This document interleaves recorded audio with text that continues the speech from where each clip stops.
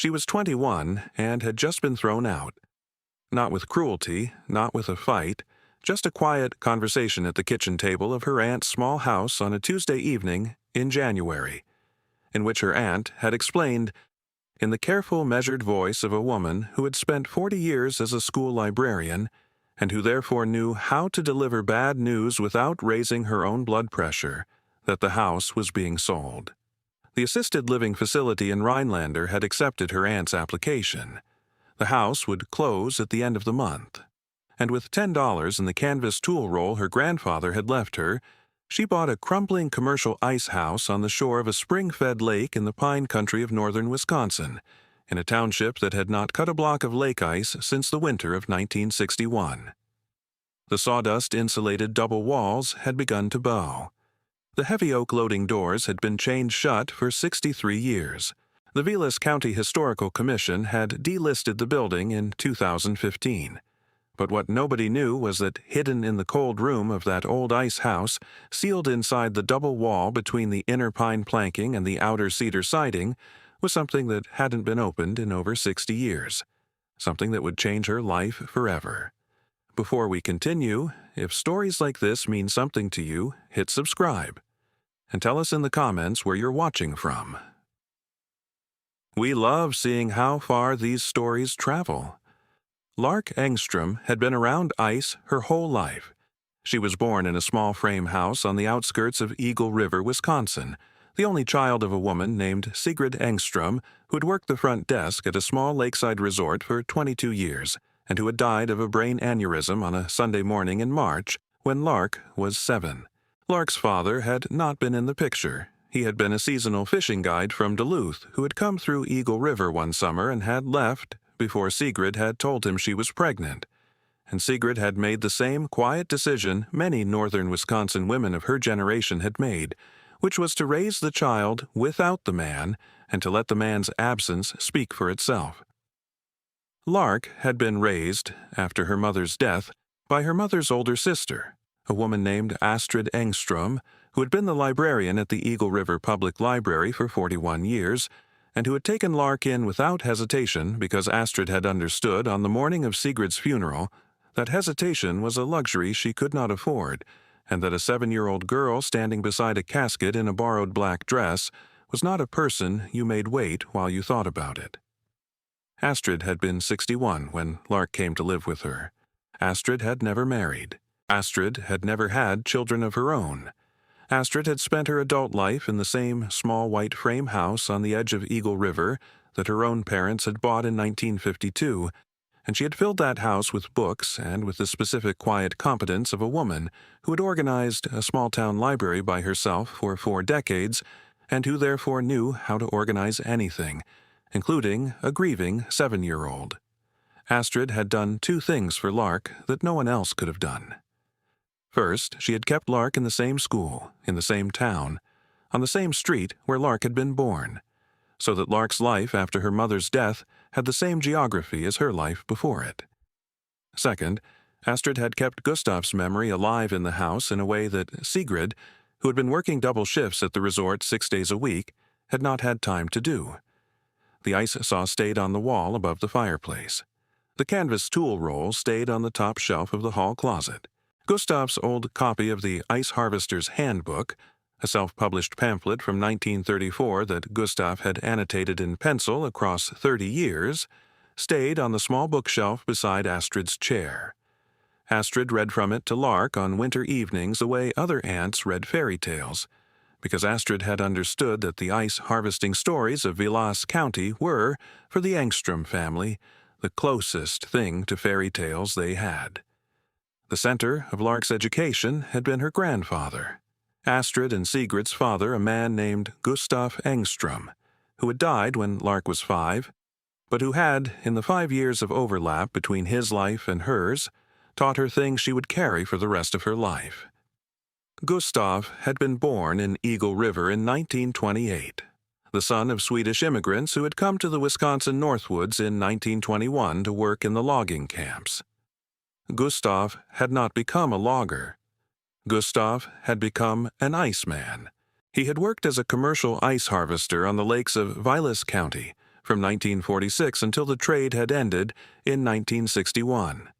Cutting lake ice with hand saws and horse-drawn ice plows in the winters, and storing the blocks in sawdust-insulated ice houses for summer delivery to the resorts and fish camps and small-town butcher shops of northern Wisconsin. Gustav had taken Lark out onto the frozen lake twice, once when she was 4 and once when she was 5, and had shown her how to read the color of lake ice for thickness. Clear blue-black ice was strong. White ice was weak. Gray ice was rotten and would not hold. He had let her hold the handle of an old ice saw, though she had been too small to pull it, and he had told her the names of the lakes he had cut: Catfish Lake, Cranberry Lake, Butternut Lake, Long Lake, Anvil Lake, the way certain old Scandinavian men in certain northern places told the names of the waters they had worked. Slowly, with the specific reverence of a person who had spent 15 winters on the surface of those waters with a saw in his hands and had never once fallen through. Gustav had died of a stroke at the age of 77, sitting in his favorite chair in the living room of the small white frame house, with a cup of black coffee on the table beside him and the ice saw mounted on the wall above the fireplace. Astrid had kept the ice saw on the wall. Lark had grown up looking at it every day of her childhood. The long-toothed blade and the wooden crossbar handle and the faded rope loop at the top, where Gustav had hung it from a nail in the ice house after his last season. Astrid had also kept Gustav's canvas tool roll, a heavy waxed cotton roll that held Gustav's personal set of ice tools: a scoring chisel, a small hand pick, a block tongs, a packing hook, and a set of graduated ice saws ranging from 8 inches to 3 feet. The tool roll had been on the top shelf of the hall closet of the small white frame house for Lark's entire childhood, and Astrid had given it to Lark on her 18th birthday with the instruction that the tools were not decorative and were not to be donated to a museum and were to be kept in working condition until Lark decided what to do with them. Lark had not decided what to do with them. She had graduated from Eagle River High School at 18. She had not gone to college. She had not been able to afford it and had not wanted to take on debt, a position Astrid had supported without enthusiasm because Astrid had been a librarian who believed in education, but who had also been a practical Scandinavian woman who understood that debt was debt. Lark had gotten a job at the same lakeside resort where her mother Sigrid had worked, cleaning cabins and doing small maintenance. She had been good at it. She had been good at fixing things.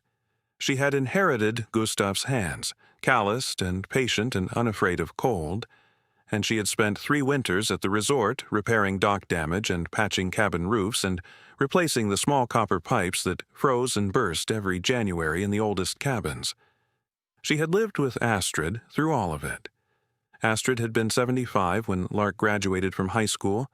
Astrid had been 78 when the conversation at the kitchen table happened. Astrid's health had been declining.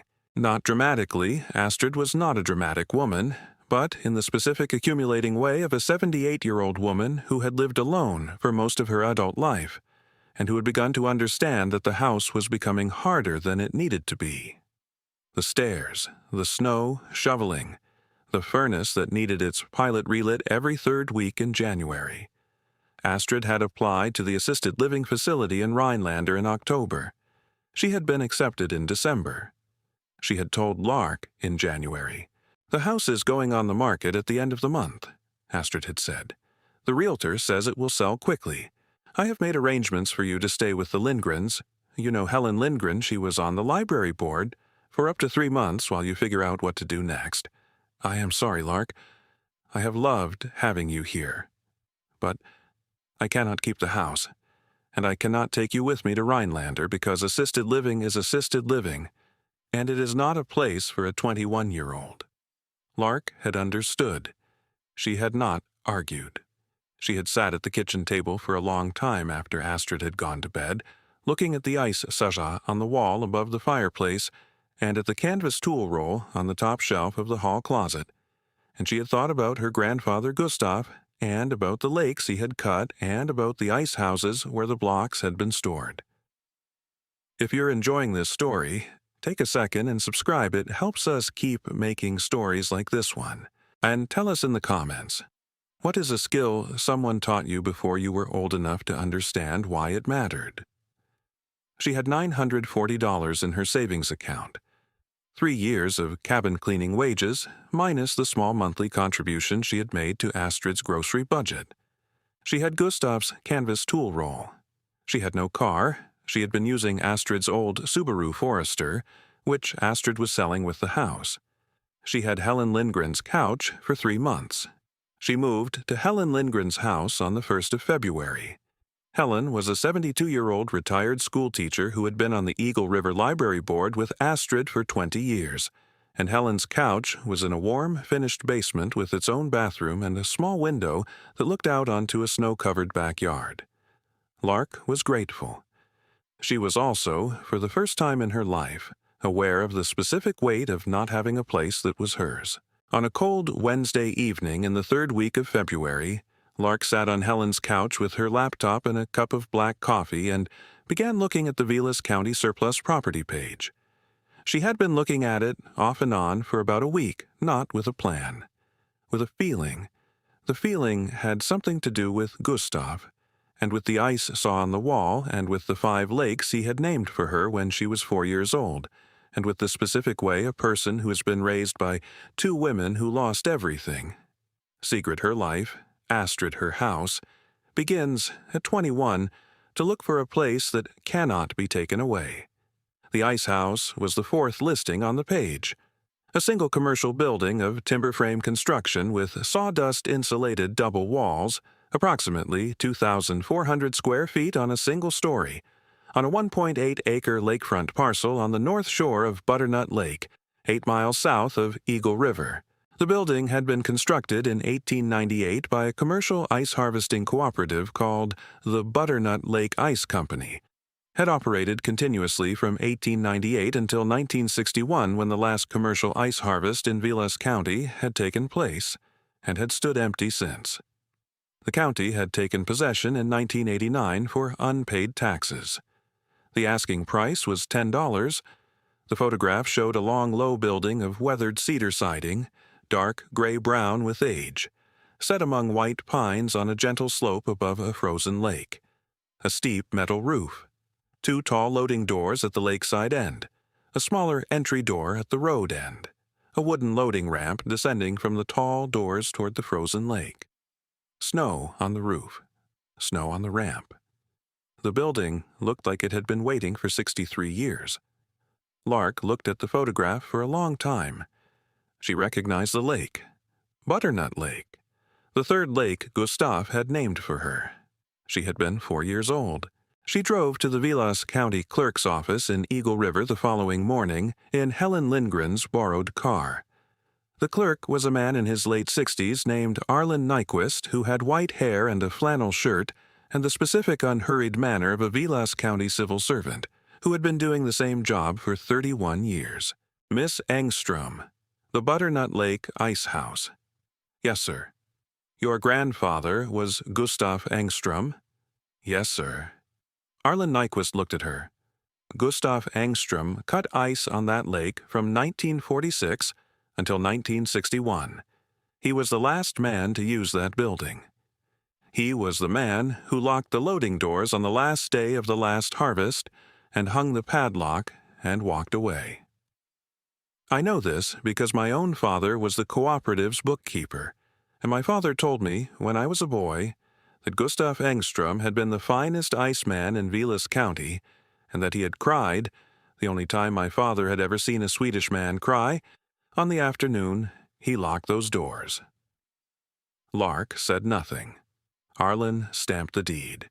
He handed Lark a heavy iron key on a leather thong. This is the key your grandfather hung on the padlock in 1961. It has been in our office since 1989. Welcome home, Miss Angstrom. She drove out to Butternut Lake that afternoon. The road to the ice house was an unplowed seasonal lane that had not been maintained since the previous November, and she parked Helen's Subaru at the plowed turnaround near the county road and walked the last half-mile through knee-deep snow in her work boots, carrying Gustav's canvas tool roll over her shoulder. The ice house stood at the top of the gentle slope above the frozen lake, exactly as the photograph had shown it. Long and low, maybe 80 feet long and 30 feet wide, with weathered cedar siding gone dark gray-brown, a steep rusted metal roof, two tall oak loading doors at the lakeside end chained shut with a heavy padlock, and a smaller entry door at the road end. The loading ramp descended from the tall doors toward the frozen lake in a straight line, its planking visible under the snow. White pines surrounded the building on three sides. The frozen lake stretched out below, flat and white under the gray February sky. Lark walked to the tall loading doors. She put the iron key into the padlock. The padlock had been locked for 63 years. She worked the key for a long time. The lock turned. The chain fell. She slid the tall doors apart on their iron track. Inside, the ice house was one enormous room, the cold room, 80 feet long, 30 feet wide, 15 feet from floor to the peak of the roof. The walls were the sawdust-insulated double walls Gustav had described to her once when she was 5. An outer wall of cedar siding, then a 12-inch cavity packed with sawdust for insulation, then an inner wall of tight-fitted pine planking. The floor was heavy timber planking laid over a drainage bed of gravel and sand, with narrow drainage channels cut into the planks at regular intervals to carry meltwater toward a drain at the lower lakeside end. The ceiling was open to the rafters, massive hand-hewn pine beams, the bark still on their undersides, spanning the full 30-foot width. The cold room was empty. The last blocks of ice had melted away 63 years ago. But the room was not warm. The sawdust insulation in the double walls still worked. The temperature inside the cold room, even in February with the doors open, was noticeably colder than the air outside. A deep, still mineral cold that had nothing to do with the winter weather and everything to do with the building's original engineering.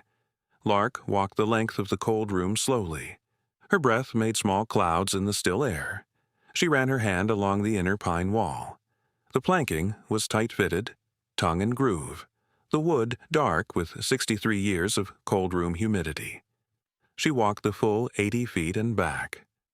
Near the far end of the cold room, on the north wall, about 4 feet above the floor, she noticed a section of the inner pine planking that did not match the planking around it. 3 planks in a row, maybe 2 feet wide and 3 feet tall, that had been cut shorter than the planks on either side. The cut ends had been sanded smooth and fitted flush, but the grain of the 3 short planks ran at a slightly different angle than the grain of the surrounding wall. It was the kind of difference that almost no one would notice. A carpenter would notice. A person who had grown up watching a grandfather read the grain of lake ice for thickness, clear blue-black for strong, white for weak, gray for rotten, would notice. Lark knelt in front of the 3 short planks. She ran her fingertips along the edges. The planks were not nailed. They were held in place by friction and by a thin wooden lip along the top edge. She pressed upward on the lip and pulled the 3 planks toward her. They came free as a single panel, hinged at the bottom by a strip of leather that had stiffened but not broken. Behind the panel, in the 12-inch cavity between the inner pine wall and the outer cedar wall, cleared of sawdust in a rectangular space about 2 feet wide and 3 feet tall, was a small wooden chest, hand-built, pine, with a brass hasp and a small brass padlock. Lark carried the chest out of the cold room and set it on the loading ramp in the gray February daylight. She sat down on the snow-dusted ramp beside it. The frozen lake stretched out below her. A raven called somewhere in the white pines. She opened Gustav's canvas tool roll, found the smallest ice pick, and used the pointed end to work the small brass padlock until it gave. The chest opened. Inside, laid on a folded square of waxed canvas, were 3 objects. A leather-bound book, small, thick, hand-stitched, a heavy canvas pouch tied with waxed cord, the weight of coin, and a folded letter on heavy cream paper, sealed with a small blob of pine pitch. Lark opened the book first. It was a harvest log. Every ice harvest on Butternut Lake from the winter of 1898, through the winter of 1961. 63 years of entries in the careful successive handwritings of the cooperative's ice masters. 5 men across 6 decades, each one recording the date of each harvest, the thickness of the ice, the number of blocks cut, the names of the men on the crew, the temperature of the air and the water, the condition of the saws, the weight of the blocks, and the names of the customers who had bought them. Resorts, fish camps, butcher shops, dairy farms, a hospital in Rhinelander that had taken 20 blocks a week every summer from 1912 until 1955. The last entry was dated March 8, 1961. The handwriting was careful, slanted, Swedish inflected. It read, Final Harvest. 14 inches clear blue-black. 342 blocks cut. Crew of 4, G. Angstrom, R. Lindgren, T. Matson, H. Bjork. Air temp, 12 degrees Fahrenheit. Water temp, 33 degrees Fahrenheit. This is the last commercial harvest on Butternut Lake. The resorts have all gone to electric refrigeration. I am locking the doors tonight. Gustav Angstrom, Ice Master. Lark closed the book. Her hands were very steady. She opened the canvas pouch. Inside were silver dollars. She counted them later. 87. Morgan and Peace silver dollars, dates ranging from 1898 to 1960. The silver content alone was worth about $2,000. The collector value, because of the condition and the unbroken date range, was closer to $8,200. She opened the letter. The pine pitch seal cracked away in one piece. The paper inside was heavy. The handwriting was her grandfather's. To whoever finds this chest, my name is Gustav Angstrom. I have been the ice master of the Butternut Lake Ice Company from the spring of 1946 until tonight, the 8th of March, 1961. I am 33 years old. Tomorrow I will lock the loading doors of this ice house for the last time and walk away. The trade is finished. The resorts have gone to electric refrigeration. The fish camps buy bagged ice from the filling station in Eagle River. The butcher shops in Rhinelander and Woodruff have their own cold rooms now. There is no further need for a man who cuts lake ice with a handsaw and stores it in sawdust. I have worked this ice house for 15 years. My father Niels worked it before me from 1928 until 1945. Before my father, the founding members of the cooperative, men named Lindgren and Matson and Bjork and Nyquist, worked it from 1898 until my father took over. The cooperative has operated continuously for 63 years. I am the last ice master. I am hiding this harvest log and this silver and this letter in the double wall of the cold room because I cannot bring myself to burn the log or to deposit the silver in a bank. My father did not trust banks. I do not trust them either. The log is the only complete record of 63 years of ice harvesting on Butternut Lake. Every harvest, every crew, every block. If the log is lost, the record is lost. I am leaving it in the wall because the wall is the safest place I know. The sawdust insulation keeps the cavity dry. The double wall keeps the temperature stable. A thing sealed in the wall of an ice house will last longer than a thing stored in any bank vault or county archive. The silver is what the cooperative's 4 founding families, Angstrom, Lindgren, Matson, and Bjork, have contributed to a private fund across 63 years, small amounts from each season's profits. The fund was meant to cover emergency repairs to the ice house. No emergency ever came. The fund simply grew. I am leaving it for whoever finds this chest. Use it for the building if the building still stands. Use it for yourself if the building has fallen. I do not know who will find this chest. I am 33 years old and I expect to live another 40 or 50 years, and I expect to die without ever knowing whether anyone opened the wall panel. That is all right. A man who has spent 15 winters on the surface of a frozen lake with a saw in his hands has learned to be patient with outcomes he cannot control. Read the ice clearly. Gustav Angstrom, Ice Master, March 8, 1961. Lark read the letter twice. Then she folded it carefully along its creases and placed it back in the chest, and she sat very still on the snow-dusted loading ramp with the frozen lake below her and the canvas tool roll beside her and her grandfather's handwriting in her lap. And she did not cry. Gustav had told her once, when she was 4 years old, that a person who works on lake ice does not cry on the ice because the salt weakens the surface, and a weakened surface is how a person falls through. Lark had been 4 when he told her that. She had not understood it at the time. She understood it now. She said aloud, to the empty ice house and to the frozen lake and to the white pines and to the raven, "Thank you, Grandpa. I will read it clearly." The rebuilding took patient months. Lark did not have much money from the silver. $8,200 once the collector in Rhinelander had appraised and purchased the coins, minus his commission, came to $7,400. She budgeted it carefully. The first major task at the ice house was not the roof, because the steep metal roof was intact. It was not the walls. The sawdust-insulated double walls were still structurally sound, still holding their original insulating properties after 63 years. The first major task was the floor. The heavy timber drainage floor had rotted in 3 places along the lower lakeside end where decades of snowmelt had seeped under the loading doors and had saturated the gravel drainage bed and the planking above it. The rotted sections had gone soft and gray, the color Gustav had taught her to recognize as rotten ice, the color that meant the surface would not hold. Floor work, pulling the rotted planks, replacing the gravel drainage bed, and laying new timber planking milled from white pine, she bought at a small sawmill in Phelps, was the first work Lark accomplished at the ice house.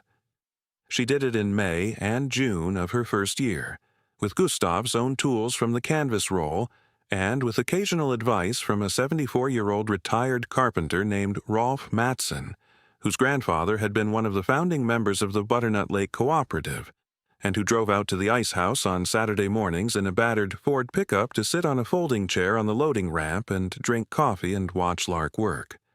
Rolf did not charge her for his advice.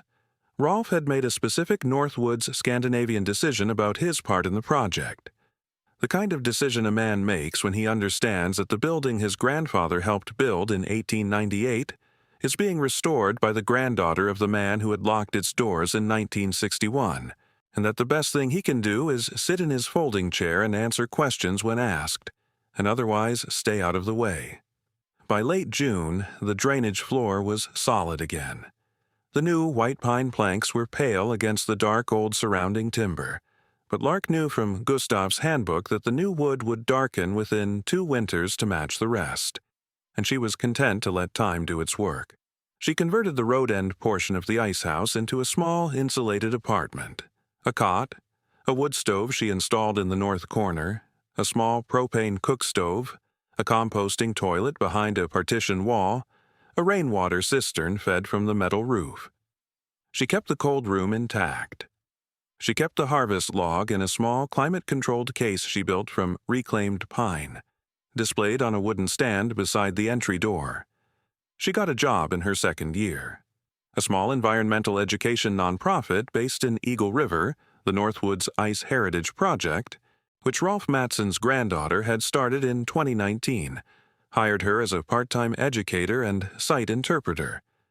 She taught school groups about the history of commercial ice harvesting in northern Wisconsin. She let children hold Gustav's ice tools. She walked groups down the loading ramp to the frozen lake in January and February and showed them how to read the color of lake ice for thickness, the way Gustav had showed her when she was 4. Astrid came to visit in Lark's second summer. Astrid was 80 by then, settled into the assisted living facility in Rhinelander, walking with a cane, but still sharp. Astrid stood in the cold room of the ice house for a long time without speaking.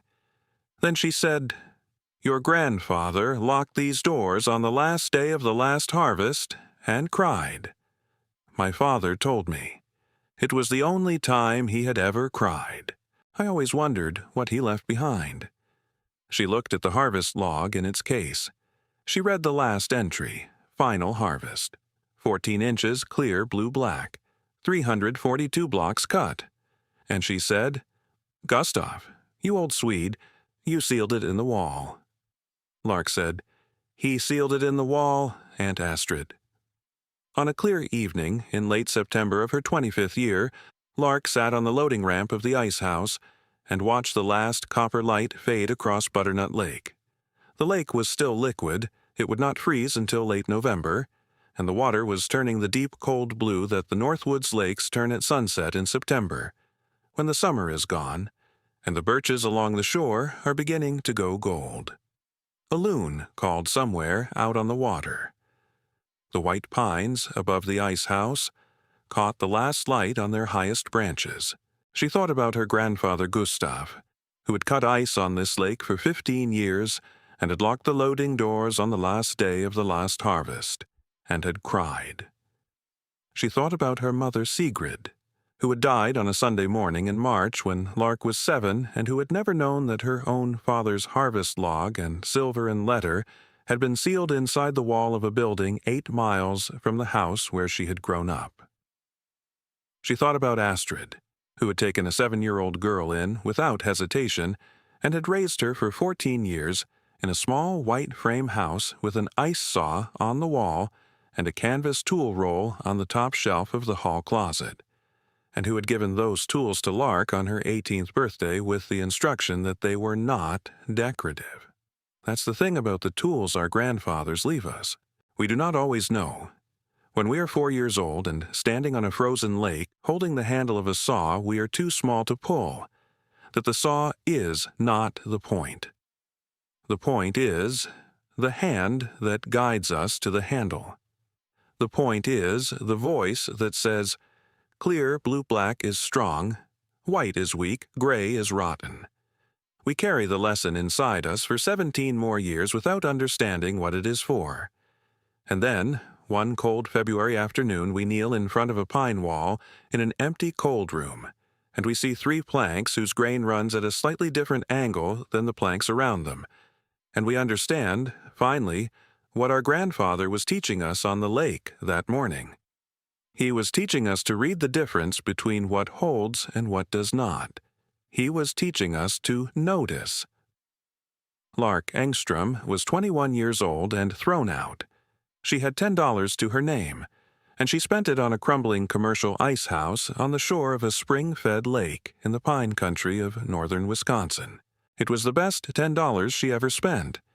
If this story moved you, share it with someone who needs to hear it. And if you loved it, we have something special for you. 12 brand new stories, never released on YouTube, only available to the people who support this channel directly. Each one a full Quiet Road story, just like this one. You will find the link in the description. We poured our whole hearts into these, and we made them for the people who truly listen. Thank you for being one of them. See you on the next Quiet Road.